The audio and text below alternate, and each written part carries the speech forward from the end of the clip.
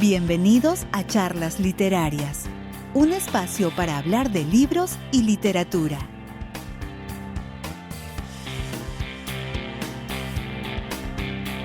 Bienvenidos a un nuevo episodio de Charlas Literarias, un espacio para hablar de libros y literatura. Los seres humanos tenemos una obsesión antigua: clasificar.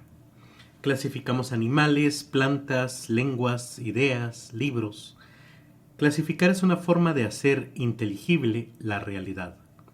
La taxonomía de Linneo, por ejemplo, intentó ordenar el mundo natural, y en el otro extremo está Jorge Luis Borges, quien nos recordó en su cuento El idioma analítico de John Wilkins que toda clasificación es también arbitraria, cultural y a veces incluso absurda.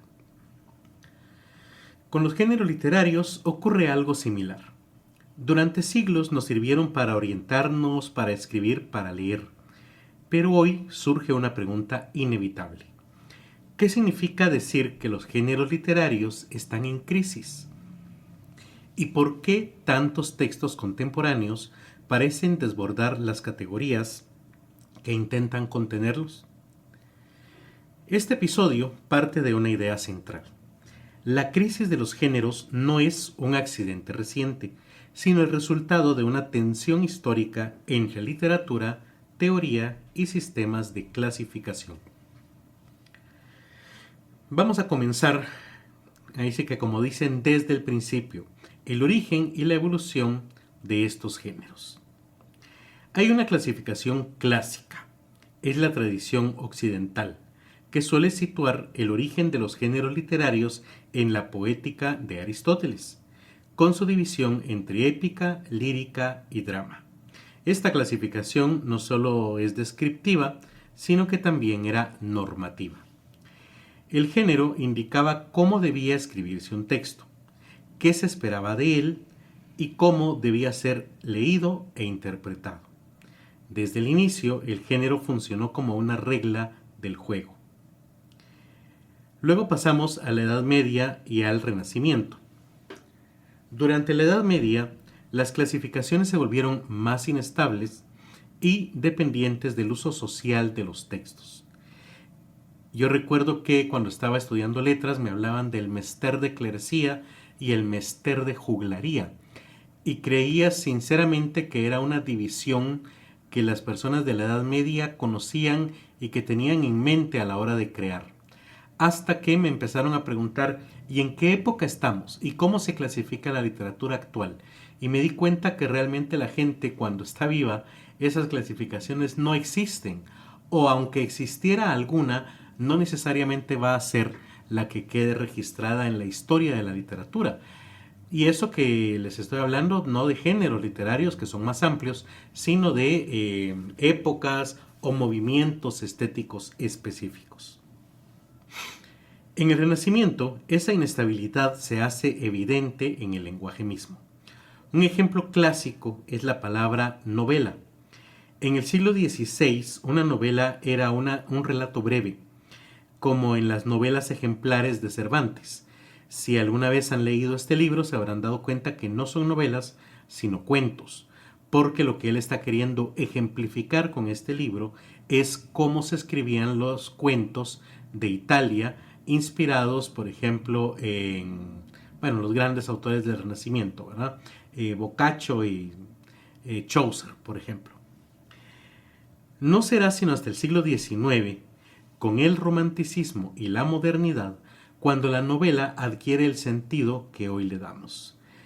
Creo que ya lo dije en su momento, pero cuando Cervantes Saavedra escribe la primera novela del mundo, que obviamente es Don Quijote de la Mancha, no está consciente de estar creando un nuevo género literario.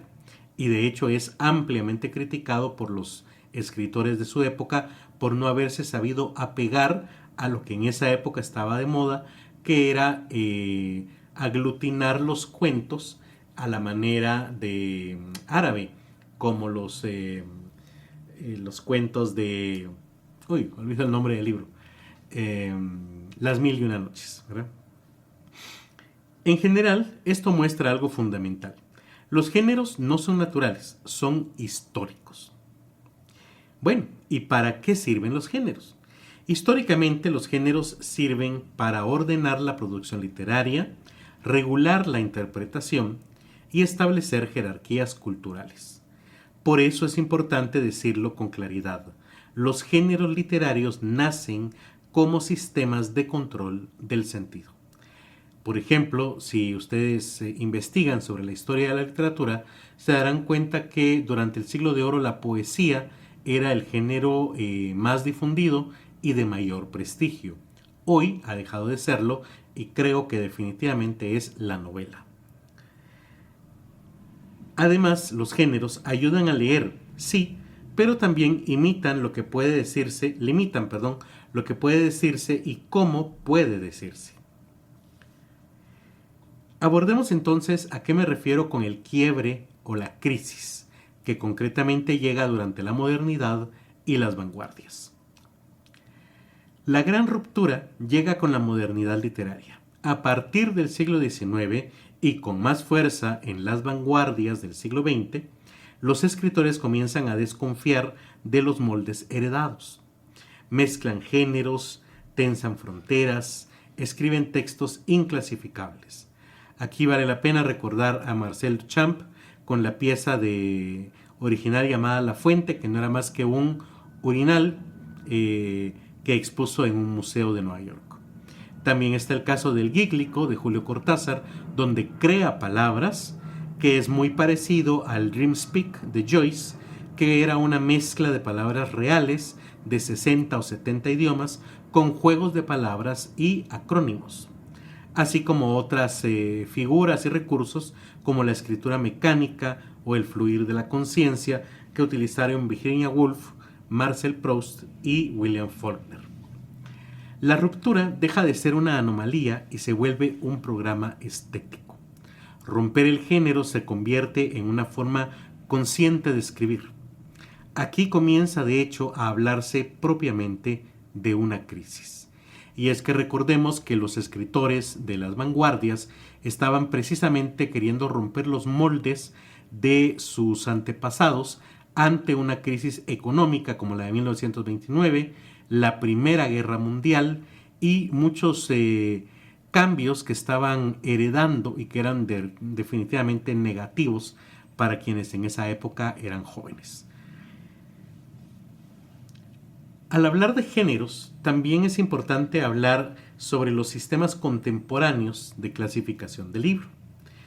Tenemos, por ejemplo, clasificaciones editoriales y comerciales.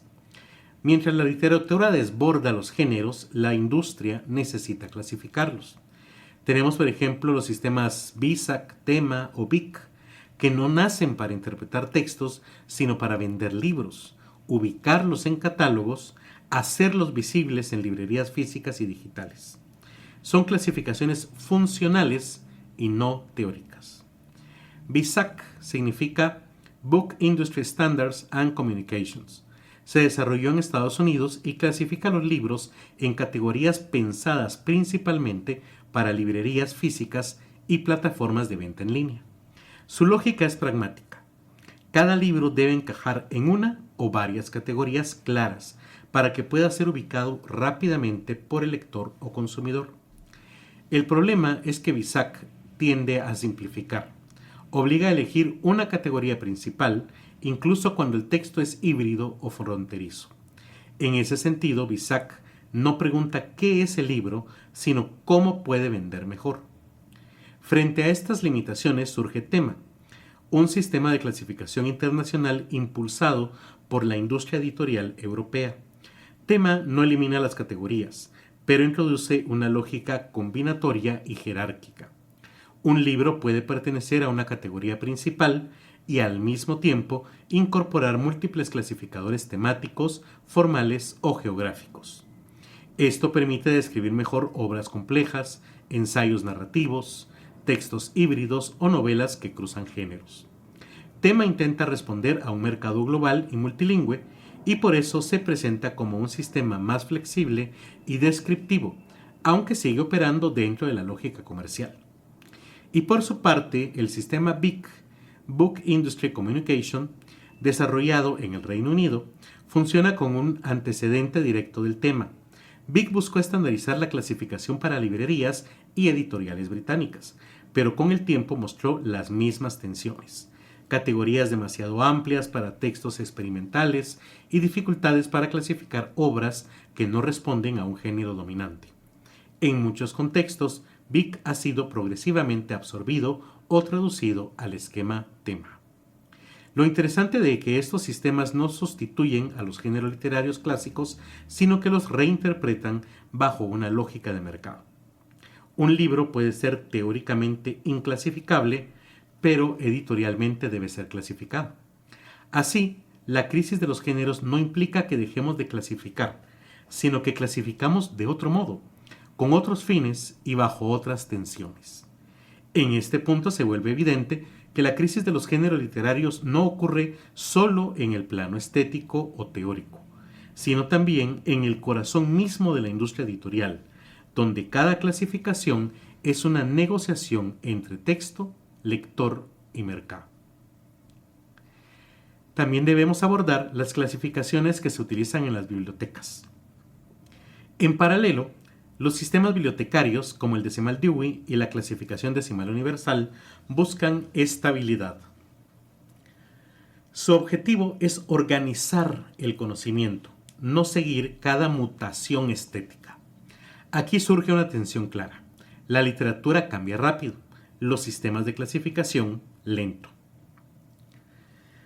A diferencia de los sistemas editoriales ordenados a la venta, uno de los sistemas de clasificación más influyentes en la historia del libro es el sistema de clasificación decimal Dewey, conocido comúnmente como DDC, Dewey Decimal Classification. Este sistema fue creado a finales del siglo XIX por el bibliotecario estadounidense Melville Dewey, con un objetivo muy claro: organizar todo el conocimiento humano dentro de las bibliotecas de manera lógica, jerárquica y estable. No nació para clasificar libros según géneros literarios en sentido estricto, ni para responder a necesidades comerciales, sino para facilitar el acceso, la localización y la conservación del conocimiento.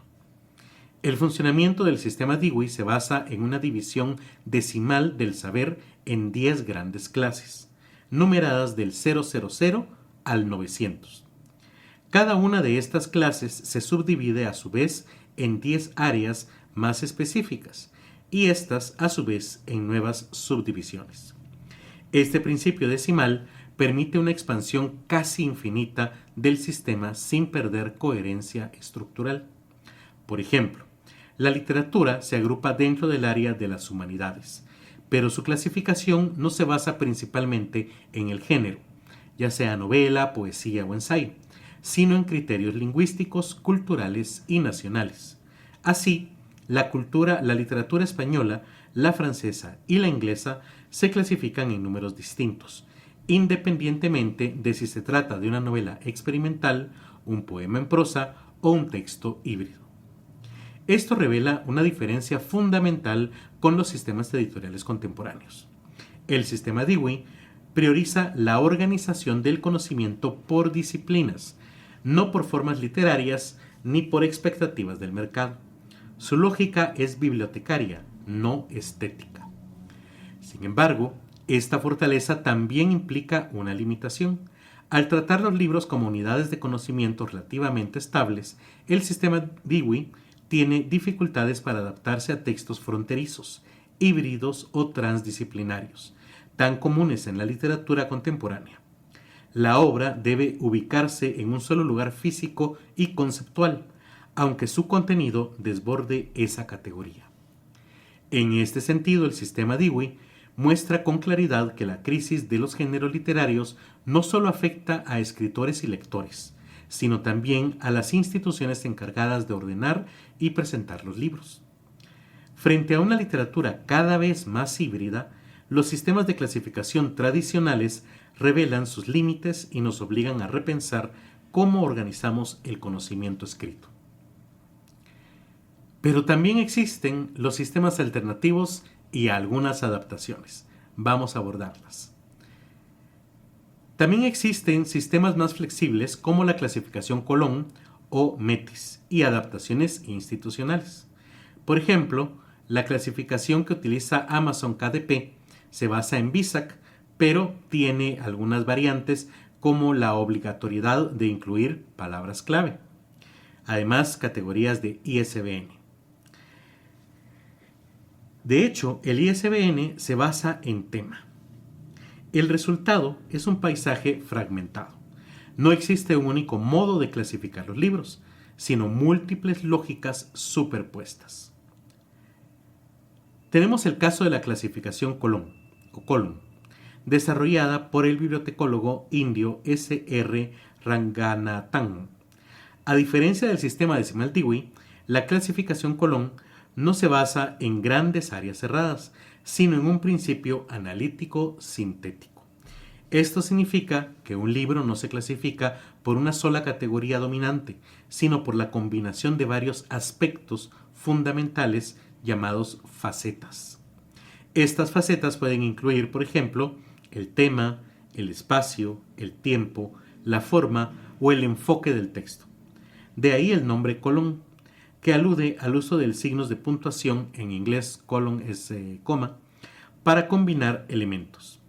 El objetivo no es forzar el libro a un lugar fijo, sino describirlo con mayor precisión. En este modelo la clasificación se adapta al contenido y no al revés.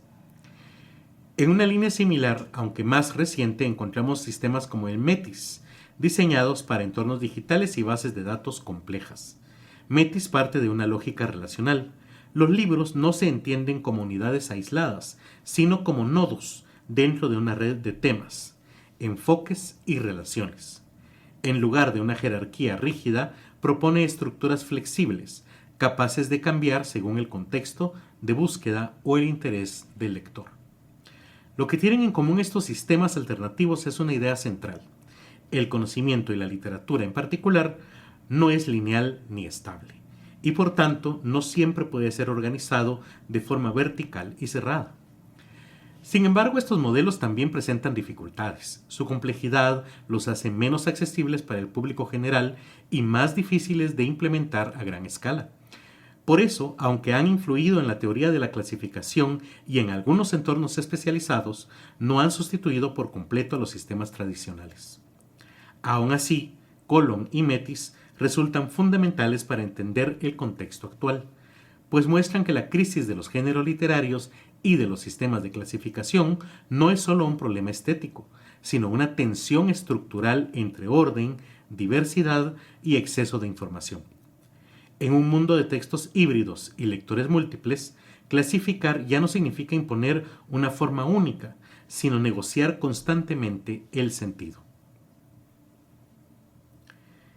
Así llegamos a abordar el tema de la teoría literaria del siglo XX y la redefinición del género literario. La teoría literaria del siglo XX recoge todo este conflicto y redefine el concepto de género. El género deja de verse como una esencia del texto y pasa a entenderse como un contrato entre autor y lector, un horizonte de expectativas, una convención histórica inmutable. Por eso se afirma que los géneros no describen a la literatura, sino que la interpretan. De aquí surgen conceptos clave: hibridación, mestizaje, textos fronterizos. Sobre estos temas ya tenemos algunos episodios, como el 5 de la temporada 8, donde hablamos sobre narrativas emergentes, o el episodio 6 de la temporada 6, donde abordamos la ciberliteratura y experimentos literarios. En resumen, el lector ya no recibe garantías genéricas, sino que debe leer de forma activa y mucho más interpretativa. Ya para ir cerrando, debo afirmar que hoy convivimos con una paradoja evidente. Nunca se han producido tantos textos y nunca ha sido tan difícil clasificarlos de forma estable. La crisis de los géneros literarios no es una crisis de la literatura, sino de nuestras formas de ordenar el conocimiento. Entre la teoría, la industria editorial y las prácticas de lectura, los géneros se negocian constantemente. Quizá la pregunta ya no sea en qué género cabe un texto, sino qué hace ese texto con los géneros que hereda. Así, los invito a seguirnos por medio de las redes sociales de la editorial Kazam A y de 1900 Radio en línea, así como a compartir y comentar este podcast. Cuéntenme, ¿alguna vez han subido un libro o un ebook a Amazon o alguna otra librería en línea y se han topado con la dificultad de darle una clasificación? ¿Cómo lo han resuelto? Por mi lado, espero que les haya gustado este episodio y nos escuchamos el próximo viernes de charlas. Charlas Literarias es producido y grabado en el estudio de la editorial Kazam A. Encuentra un nuevo episodio cada viernes de charlas en Spotify, YouTube y otras plataformas similares.